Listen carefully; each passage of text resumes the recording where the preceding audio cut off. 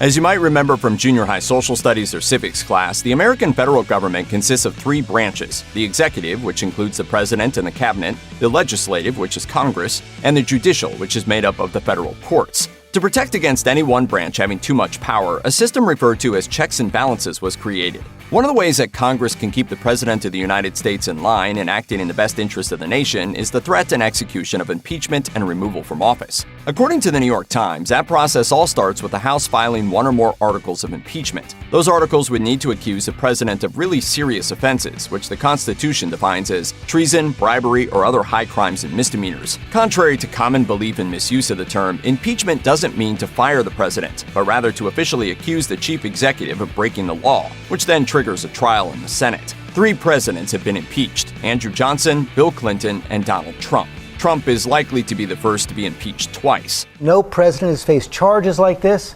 No president has confronted a second impeachment. None have been convicted so far, and thus they didn't face the consequence of removal from office, but their administrations and legacies will forever carry the stain of impeachment. If they'd been convicted, they'd have had to accept certain laws and constitutionally mandated rules. If the House impeaches a president, but the Senate doesn't garner enough votes to convict and expel them from the presidency, then nothing really changes. A presidency was on the brink of ending, but then it didn't. Without a conviction and punishment, these presidents are afforded the same rights and privileges once their term ends as they would had they never been impeached. It's basically a not guilty verdict, so they're free to go. This also applies to their future political prospects. On the other hand, presidents who are impeached and convicted can be barred from holding federal office ever again. According to Time, that's a big reason behind the push to bring charges against Donald Trump in the final days of his presidential term in January 2021. If he's found guilty of a charge of incitement of insurrection, as outlined in the article of impeachment raised in the House of Representatives, the Constitution says the Senate could hold a second vote to prevent Trump from ever running for president or any other federal office in the future.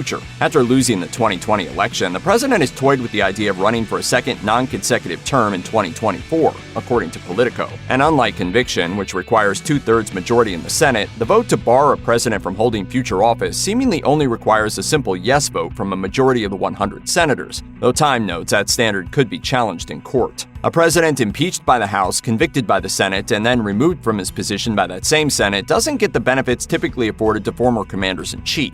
The Former Presidents Act states that ex-presidents who serve out the terms for which they were duly elected or legally succeeded receive a lifetime annual pension that's equal to the annual rate of basic pay of a top-level executive government official. As of 2020, that figure is $219,200. The current annual salary for a sitting president is $400,000. The Former Presidents Act also allows for federal funding for the former president to have a staff and offices anywhere in the United States, along with up to $1 million per year in security and travel expenses, which funds a lifelong Secret Service protective detail. There's also a clause in the law that specifically prevents presidents who have been removed from office via impeachment from collecting that cash. If President Trump is convicted by the Senate, then he won't receive these parting gifts. If the Senate were to once again find him not guilty, though, he'd get all the benefits every other former president receives.